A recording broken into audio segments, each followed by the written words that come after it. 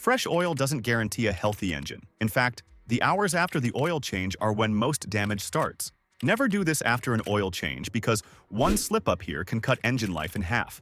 Thousands of drivers think they're protecting their car, but they're quietly killing it. And the worst part? They don't even know it. Watch this till the end. Mistake number 1 destroys engines faster than neglect. Mistake number 14. Not checking oil level after warm-up. One of the worst things that can happen after an oil change is thinking the job's done, the moment the drain pan's empty and the cap's back on. That's a big mistake. Fresh oil doesn't settle evenly right away.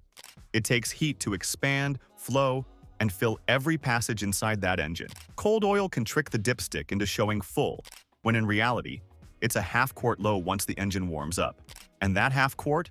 It's the difference between a smooth-running valve train and metal scraping metal at high RPM. After an oil change, the right move is simple. Let the engine reach full operating temperature, shut it off, wait a few minutes, and then check the oil level. That's when the reading is real. Most drivers skip this step because they assume new oil equals safe engine. But even manufacturers, Ford, Toyota, GM, all specify in their service manuals. Verify oil level after warm-up. It's there for a reason. Oil expands with heat. It coats better, seals better, and protects better. But only if there's enough of it. Running slightly low doesn't just wear parts faster, it also affects oil pressure and can trap air pockets in the system. And that's how bearings start whispering before they fail. If you love your engine and want more real-world tips that keep it running for decades, hit subscribe right now. And stay tuned, because the next mistake most people make after an oil change is just as deadly. Mistake number 13. Forgetting to reset the oil life monitor. Here's one that catches even good mechanics off guard. Forgetting to reset the oil life monitor. You'd be shocked how many engines get overdue warnings or unnecessary oil changes just because that simple reset never happened. It's not just a button, it's your engine's maintenance brain. Modern cars track oil life using temperature, mileage, idle time, and driving habits. When you skip the reset, the system keeps counting from the old oil, and that means it's feeding you bad data. Imagine doing a perfect oil change. New filter, right oil weight, everything spotless. But the dash still thinks you're running on 5,000-mile sludge. Before long, the light pops up, and you either panic change the oil too early, or worse, ignore the next warning completely. Both hurt the engine. One wastes fresh oil, the other leaves you running dirty for too long. And don't rely on memory. Every brand hides that reset differently. Sometimes it's a pedal trick. Sometimes it's buried in the settings menu. Always follow the owner's manual or use a scan tool. Even GM and Honda have service notes reminding techs. Reset oil life after every oil change. No exceptions. Get that reset right, and the computer starts tracking from zero. Clean data, proper service intervals, no confusion. And speaking of confusion, the next mistake happens when people go a little too generous with their oil jug, and it can end a motor fast. Mistake number 12. Overfilling the engine oil. Too much of a good thing can turn deadly fast. And engine oil is no exception. Overfilling might sound harmless, even smart to some folks who think a little extra for safety. But that's how engines get choked from the inside out. When the oil level sits too high, the crankshaft starts whipping it like a blender. That aerates the oil, fills it with bubbles, and suddenly your oil pump is moving foam instead of lubrication. Foam doesn't protect bearings. It destroys them. You'd be surprised how quickly the damage shows. A few spirited drives and you start hearing lifter noise, sluggish acceleration, maybe even a burning smell from oil hitting the hot exhaust. I've opened engines where the dipstick read an inch over full, and the oil looked like a milkshake, beaten to death by the crank. That's not wear, that's abuse. And it doesn't stop there. Overfilled oil builds pressure that can blow out seals and gaskets, valve covers, rear mains, you name it. Once that happens, you're looking at leaks that don't go away without pulling parts. Always fill to spec, never to just a bit more. Check the owner's manual, pour slowly, and verify the level after warm-up. Most engines only need a few ounces to go from full to overfilled. That's how tight the tolerance is. Now, overfilling ruins engines from the inside. But the next mistake? It's about what filters the lifeblood itself. And cheaping out here costs more than people realize. Mistake number 11, using the wrong oil filter or cheap one. This one ruins engines quietly. The wrong oil filter, or worse, a bargain bin one. It might fit, it might thread on fine, but inside it's a whole different story. Every engine has a specific flow rate, bypass pressure, and filter media design. Use the wrong filter and you mess with all three. That can mean oil bypassing unfiltered straight into the bearings, or the opposite, pressure dropping so low the lifters start ticking like a bad clock. Cheap filters cut corners where it matters most, the anti-drainback valve and the paper element. I've torn them apart. Some barely have enough media to handle half the oil volume of a quality one. That means sludge builds faster, oil pressure fluctuates, and on cold starts, your engine runs dry for a few seconds longer than it should. Those seconds add up over time. Even manufacturers warn against it. Ford and Toyota both specify OEM or high-quality aftermarket filters for a reason, not marketing, protection. That little can on your block decides whether clean oil reaches your cam journals or not. And here's the kicker. Spending $2 extra on a good filter can save you thousands in engine repairs. Always match the part number, always check the bypass specs. Because when that filter fails, it doesn't just lose pressure, it takes your engine with it. Now, even with the right filter, the next mistake shows up the moment the engine starts. And it's one you can literally see leaking away. Mistake number 10. Ignoring leaks after starting the engine. Right after an oil change, most folks start the car, listen for a smooth idle, and call it good. Big mistake. That first startup is when everything seats, seals, and pressurizes. And it's also when hidden leaks show themselves. Ignore that moment, and you might drive off with oil slowly dripping down your pan, filter, or drain plug. By the time you notice it on the driveway, you've already run a few miles low on oil. A proper mechanic never walks away after the first start. The engine should idle for 30 to 60 seconds, then shut off. Grab a light, crawl under, and look. Not just at the plug and filter, but around the oil cooler lines, filter housing, and even the valve cover area. Oil travels fast once it's under pressure. A single drop forming under the plug might not seem like much, but over a week, that's half a quart gone. Sometimes leaks don't even start right away. The gasket might weep once the metal expands with heat, so checking again after the engine cools down is smart practice. And remember, if oil can get out, air can get in, which messes with pressure and lubrication. Catching a leak early can mean the difference between a clean garage floor and a seized motor. And while leaks are bad, the next mistake doesn't drip. It evaporates, and it starts right at the top of the engine. Mistake number 9. Forgetting to tighten the oil cap or dipstick. This one looks harmless but can cause chaos under the hood, leaving the oil cap loose or the dipstick not fully seated. It happens more often than you'd think, especially when people rush through an oil change. One small oversight, and suddenly your clean engine bay turns into an oily mess. That missing seal lets crankcase pressure push oil vapor straight out of the filler neck, spraying fine mist all over your valve cover and ignition coils. But the real danger isn't the mess. It's what gets in. A loose cap or dipstick is an open door for dust, moisture, and debris. That grime gets sucked into the crankcase ventilation system and ends up contaminating the oil you just paid good money for.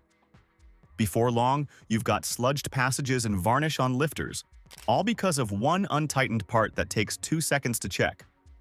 Most modern engines rely on a sealed system to maintain proper PCV pressure. Lose that seal, and your idle can get rough. Fuel trims go off, and you'll wonder why your perfect oil change made the car run worse. Always finish an oil change with a quick topside check. Cap tight, dipstick seated. No hissing or smell of oil vapor. It's basic, but it's what separates a quick job from a professional one.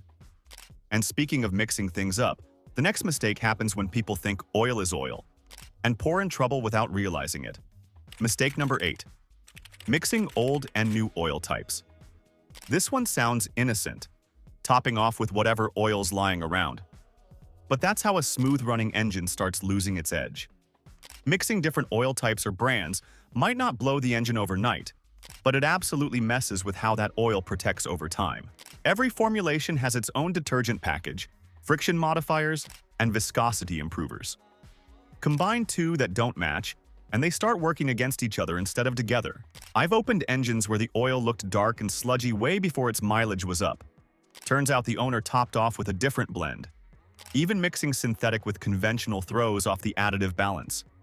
Sure, manufacturers say it's compatible, but that's meant for emergencies, not habits. It's like mixing brake fluids. Technically possible, but never smart. And here's the thing most people miss. The more advanced the engine, the pickier it gets. Turbocharged, direct injection, variable valve engines depend on precise lubrication behavior. The wrong oil mix can thicken in the cold, thin out under heat, or lose its detergents early, leaving varnish where you need clean metal. Always stick to one brand, one viscosity, one type. If you switch, flush it properly first. Oil chemistry is delicate. Treat it right, and it'll protect you for years. But the next mistake isn't chemical. It's about cleanliness, and it starts before you even pour the oil in. Mistake number 7, not cleaning around the fill cap or dipstick tube. This one's sneaky, and it's the reason some engines get contaminated the moment new oil goes in. Most people twist off that fill cap or pull the dipstick without a second thought. But what's sitting right around those spots? Dust, grit, dried oil, and tiny sand-like particles, especially if the car's seen a few thousand miles since the last service. The second you open that area without wiping it first, all that junk drops straight into the crankcase. That's how brand new oil turns dirty in seconds. You'll never see it happen, but it's there. Microscopic grit circulating through bearings, cam lobes, and lifters. Over time, it scratches metal surfaces and accelerates wear, even though your oil looks clean on the dipstick. I've seen engines with perfect maintenance records but scored journals inside, just because nobody ever bothered to wipe around the cap before pouring. Every proper tech keeps a clean rag nearby for a reason. A quick wipe before you open anything saves you thousands later. The same goes for the dipstick tube. Dirt can slide in when you check levels, especially if the stick scrapes the side. Fresh oil deserves a clean entry. Never feed grit into a system designed to stay spotless. And while grime sneaking in is bad enough, the next mistake sends that oil flying out, usually within seconds of startup.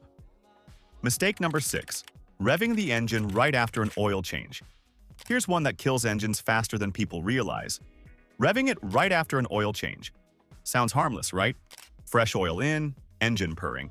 So you give it a little gas just to hear it run. Big mistake. That new oil hasn't fully circulated yet.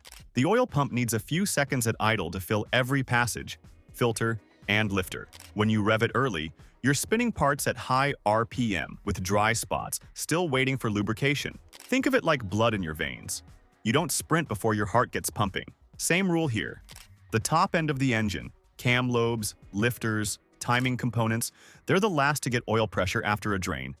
Hit the throttle too soon, and you're grinding metal before protection even starts. And here's something few people know. Even if the oil pressure light goes out, that doesn't mean every surface is coated yet. It only means the sensor saw pressure. The rest of the system still needs a moment to catch up. Give it at least 30 seconds of calm idle before touching the gas. Engines that get babied after service last longer.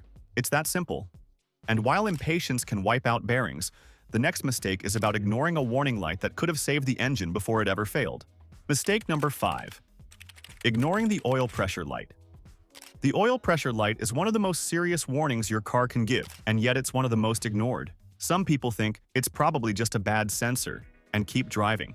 But when that light comes on right after an oil change, it's not guessing. It's telling you something went wrong.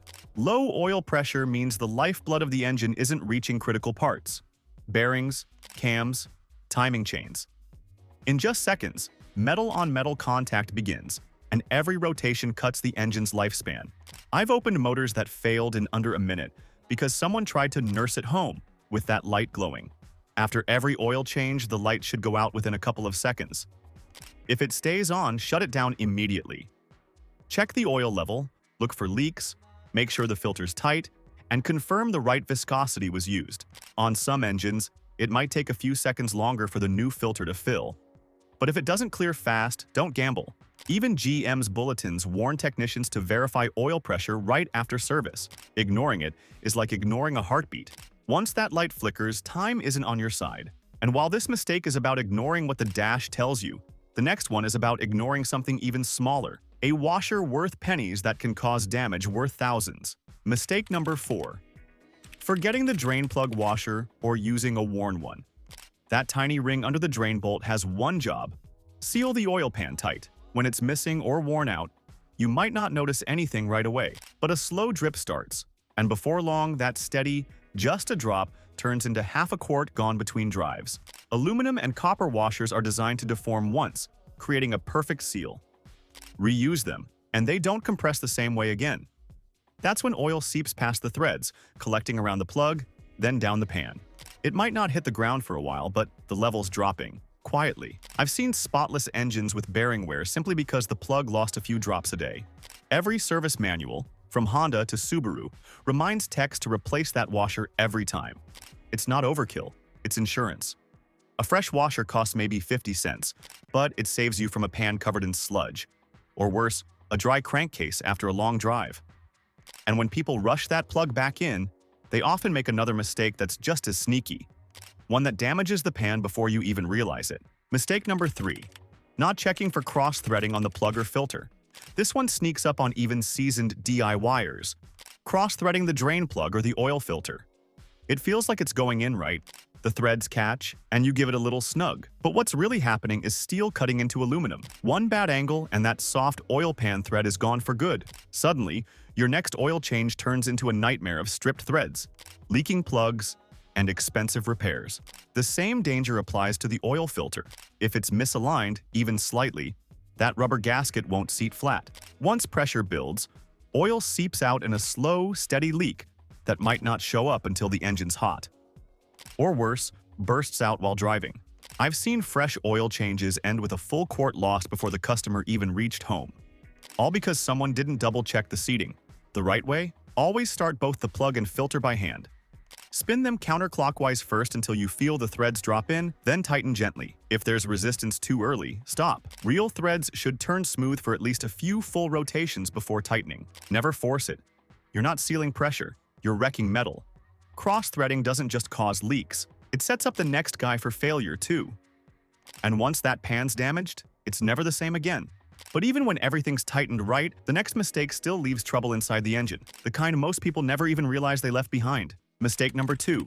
Leaving old oil in the system. Fresh oil doesn't mean clean oil if the old stuff never fully drained out. This happens more often than you'd think. A rushed drain, a cold engine, or a filter that never fully emptied. What's left behind mixes with the new oil, turning that golden clean fluid into a cocktail of sludge, fuel residue, and metal particles. You've just contaminated 5 quarts of new oil with a half quart of old junk. Cold oil drains slowly and clings to the pan, pickup, and galleys. Always warm the engine first, not hot, just enough to thin it out so it flows completely. Let it drain long enough for the last drip to stop. A few extra minutes makes all the difference. And when it comes to the filter, tilt it as you remove it. Old oil hides inside the housing, and if you slap the new one on without wiping that seat clean, you're sealing dirt into the system. Some engines even trap oil in coolers and lines, which is why factory service manuals often mention allow time for full drain. Skipping that means your new oil starts life already dirty. Think of it this way. Would you pour clean water into a dirty glass? Same rule here. Always start fresh every time. And once that clean oil's in and the system's sealed, there's still one final step most folks skip, and it's the only way to know everything's truly right. Mistake number 1. Ignoring a short test drive afterward.